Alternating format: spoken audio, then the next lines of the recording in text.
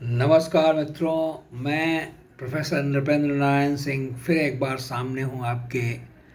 और आज 18 अप्रैल को हम बातें करेंगे हमारे धर्म ग्रंथ से कुछ अच्छी बातें हैं जो हम सीखते हैं हमारे रामायण महाभारत से। में बहुत सारी बातें हैं जो हमारे बड़े काम की हैं और हमारे रोज़ के दैनिक जीवन में हमें उसको अपनाने की ज़रूरत है।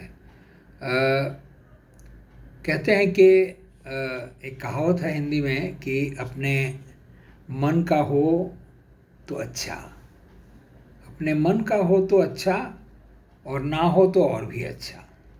यानी जो आप चाहते हैं वो अगर मिल जाए आपको जीवन में तो बहुत अच्छी बात है, बहुत अच्छी बात है। आप डॉक्टर बनना चाहते हैं, आप मैन बनना चाहते हैं, आप लेखक बनना चाहते हैं, आप प्रोफेसर बनना चाहते हैं, आप सैनिक बनना चाहते हैं, पुलिस में जाना चाहते हैं, मिलिट्री में जाना चाहते हैं, बहुत तरह की चाहते हैं। लेकिन ऐसा भी हो सकता है कि आप सोल्जर बनने के लायक नहीं हो, आप प्रोफेसर के लायक हो। आप प्रोफेसर बनेंगे तो ज़्यादा समाज को फ़ायदा होगा, आपको ज़्यादा जो है सुख मिलेगा, आपको ज़्यादा सेटिस्फैक्शन मिलेगा। तो ऐसा हो सकता है कि हम जो चाहते हैं वो शायद हमारे लिए ठीक नहीं है। तो ईश्वर ऐसा करता है कि अक्सर हमें वो ऐसी चीज़ नहीं देता जो हम चाहते हैं, बल्कि वो ऐसी चीज़ देता है जो हमारे लिए सबसे अच्छा है। तो ऐसी ही एक कहानी है बालकांड से ली हुई। रामचरितमानस के बालकांड में जो है एक वर्णन है ऐसी ही घटना का जिसमें हमारे श्री विष्णु भगवान जी के सेंस ऑफ ह्यूमर का भी वर्णन है। देखिए, हमारे भगवान लोग भी कौतुक प्रिय होते थे, यानी उनमें भी सेंस ऑफ ह्यूमर होता था। एक बार नारद जी को ये मोह हो गया कि वो बहुत ही धीर गंभीर और उनमें बहुत ही दृढ़ता है, आत्मा में उनके बहुत ही दृढ़ता है और वो बहुत ही कठिन ब्रह्मचारी हैं और अब नैतिकता के पथ से अडिग होने वाले नहीं हैं। तो इस बात का जो घमंड हो गया तो वो शिव जी के पास जा कर के उन्होंने बखान की कि भाई मैंने कामदेव जी को हरा दिया है। मैं ध्यान में बैठा था, कामदेव जी हमारा ध्यान तोड़ना चाहते थे, तोड़ नहीं सके तो पांव पकड़ के गिड़गड़ा के चले गए। महादेव जी को सुनाया, महादेव जी ने कहा कि हे मुनिवर, आपसे तो ज्ञान तप जो है लोग सीखते हैं, आत्मिक बल सीखते हैं, ब्रह्मचर्य सीखते हैं। आप तो सचमुच उदाहरण हैं पूरी दुनिया के लिए, स्वर्गलोक के लिए, मृत्युलोक के लिए। तो ये जो आपने जो काम किया कि आप ध्यान कर रहे थे, आपका ध्यान भंग नहीं हुआ, कामदेव जी भी इंद्र के उकसावे में आके कामदेव जी आपको ये आपका ध्यान भंग करना चाहते थे, वो नहीं कर पाए, बहुत अच्छी बात है। लेकिन आप विष्णु जी से बात नहीं कर कहिएगा। आप अक्सर विष्णु लोक में जाते हैं नारायण नारायण करते हुए। नारद जी को ये बात अच्छी नहीं लगी कि भाई क्यों नहीं जाएंगे, शिव जी ने मना कर दिया। तो नारद जी पहुँचे भगवान विष्णु के पास। वो क्षीर सागर में लेटे हुए थे, लक्ष्मी जी पाँव दबा रही थी। तो वहाँ जाकर उन्होंने फिर अपना बखान करना शुरू कर दिया कि देखिए भगवान, मैंने कामदेव को जीत लिया, ऐसे ऐसे हुआ कि मैं ध्यान मग्न था और इंद्र को लगा कि मैं उनकी राजधानी अमरावती को जो है हथियाना चाहता हूँ। तो इंद्र ने बहुत सारे उपाय करने के लिए कामदेव को भेजा कि मेरी तपस्या भंग कर दे, लेकिन वो नहीं कर पाए। भगवान इंद्रदेव के भेजे हुए कामदेव जो है वो पाँव पकड़ के मुझसे माफ़ी मांगे। तो भगवान को लगा कि भाई ये तो मेरा अनन्य भक्त है, इनके जैसा कोई भक्त नहीं है, लेकिन मेरे भक्त को इस झूठे अहंकार से बचाना चाहिए। मेरे शुद्ध भक्त को अहंकार नहीं होना चाहिए, वो कितना भी सत्यवादी हो, कितना भी सच्चरित्र हो, तो उस चीज़ का उसको अभिमान नहीं होना चाहिए। मनुष्य का यही कर्तव्य है, चाहे वो कितना भी ऊंचे विचार वाला हो, चरित्रवान हो, सत्यवादी हो, उसको इस बात का घमंड नहीं होना चाहिए, विनम्रता होनी चाहिए मनुष्य में। तो उन्होंने एक चाल चली। भगवान विष्णु ने कहा कि एक 400 कोस का एक नगर, एक स्वप्न स्वप्न की नगरी बसाई। वहाँ एक राजा था, उसकी एक बहुत ही सुंदर युवती थी और उसका स्वयंवर था।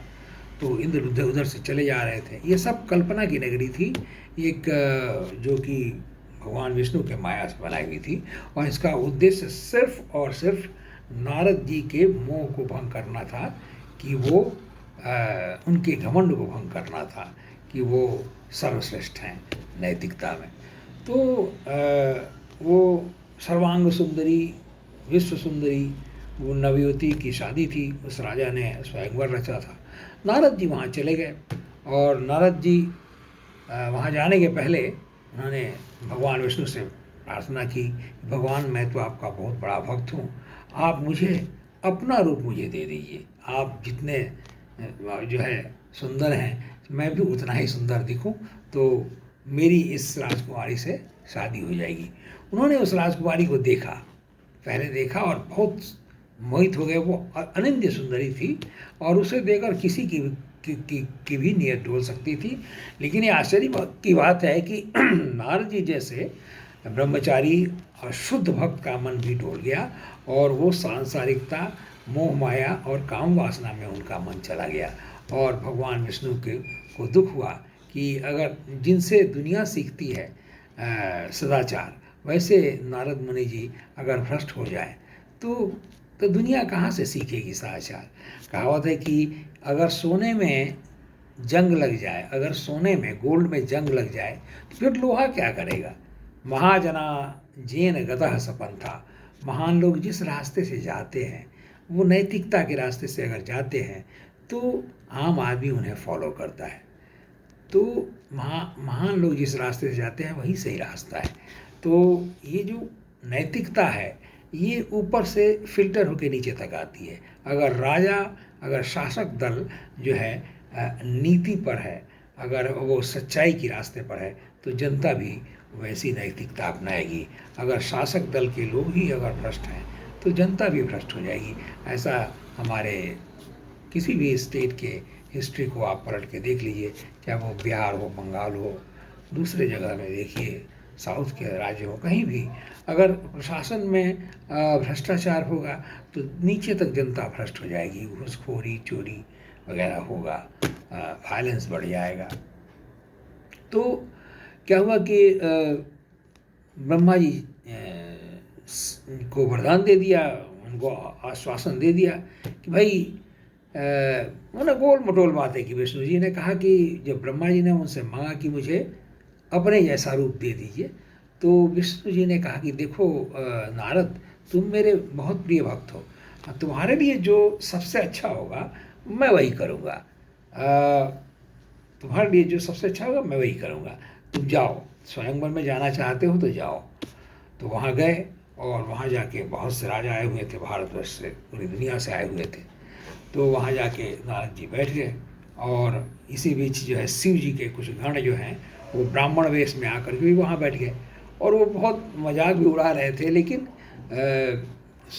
सुंदरियों से भरी उस सभा में और उस अनन्य सुंदरी राजा की बेटी को देख करके वो इतने मोहित हो चले थे कि उन्हें कुछ अटपटा भाषण भी और उनका व्यंग भी समझ में नहीं आ रहा था। और वो एकटक देखे जा रहे थे उस सुंदरी को और वो इस मग्न थे कि अब तो उनकी शादी, उनके ही गले में वरमाला डालेगी राजकुमारी, क्योंकि उन्होंने स्वयं विष्णु जैसा जो है चेहरा पा लिया है। भगवान विष्णु से उन्होंने मांगा था। तो लेकिन भगवान विष्णु ने तो उन्हें कहा नहीं कि मैं दूंगा। उन्होंने कहा भगवान विष्णु के जो तुम्हारे लिए सबसे अच्छा है मैं वही काम करूँगा। तो राजकुमारी जो है वरमाला लेके घूमने लगी, एक से एक राजकुमार आए हुए थे। और जब वो नारद मुनि के पास आई तो वो बहुत क्रोधित हो गई, क्योंकि उनका मुंह जो है नारद जी का वो भगवान विष्णु ने बंदर जैसा बना दिया था और उनका शरीर जो है अत्यंत कुरूप था। तो एक बहुत ही कुरूप शरीर पर बंदर का मुंह लगा हुआ था। नारद जी ऐसे दिखते थे और नारद जी को लगता था कि भगवान विष्णु ने उन्हें अपने जैसा बना दिया है।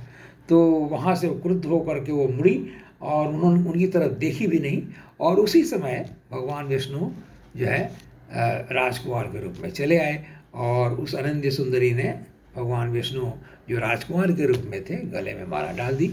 और इस पर नारद जी को बहुत दुख हुआ, और नारद जी तो अंतर्यामी थे, वो कुछ देर बाद वो समझ गए कि ये तो कपट किया है विष्णु जी ने, तो वो सीधे बैकुंठ पहुंच गए उस स्वयंवर के बाद। और उन्होंने, देखिए भक्त भी हमारे हिंदू धर्म में, वो अगर शुद्ध भक्त है तो उसमें उसके तप के बल में इतना गुण है, अगर उसकी तपस्या अगर इतनी पावरफुल है तो भगवान को भी श्राप दे सकता है। तो वो जाकर कहते हैं भगवान विष्णु से, बहुत स्वयं बोले कि देखिए आप बहुत कपट करते हैं। देखिए जब समुद्र मंथन हुआ तो आपने शिव जी को विष पिला दिया, आपने असुरों को जो है कुछ दिया नहीं, उनसे वंचित किया, तो आप भेदभाव करते हैं। मैं शादी करना चाहता था तो मुझे आपने करने नहीं दिया, आप स्वयं उनसे शादी कर लिए। तो जाइए आप भी जो है, जिस तरह आपने मुझे बंदर बना दिया तो आप भी मानव रूप धारण करेंगे और आपकी सहायता बंदर ही करेंगे। और जिस तरह मैं कामिनी से वंचित रहा हूँ, जैसे मैंने नारी संग नहीं पाया, सुंदरी से शादी करना चाहता था, मैं उसके विरह में अभी जल रहा हूँ, तो आप भी नारी के विरह में जलेंगे। तो ये एक कहानी मानी जाती है कि विष्णु का राम के रूप में क्यों अवतार हुआ, और क्यों उन्हें जो है सीता से बिछड़ना पड़ा, और क्यों उन्हें बंदरों ने सहायता की। तो इसका कुछ जो है कारण जो है वो रामायण के रामचरितमानस के बालकांड में मिलता है। तो किसी भी अच्छे आपके भीतर बहुत बड़ा गुण है तो आप भगवान का शुक्रिया अदा कीजिए, धन्यवाद अदा कीजिए, उस पर गर्व नहीं करिए। तो बालकांड में रामचरितमानस के ये शिक्षा मिलती है, इस नैतिकता की शिक्षा मिलती है कि be humble however virtuous you are.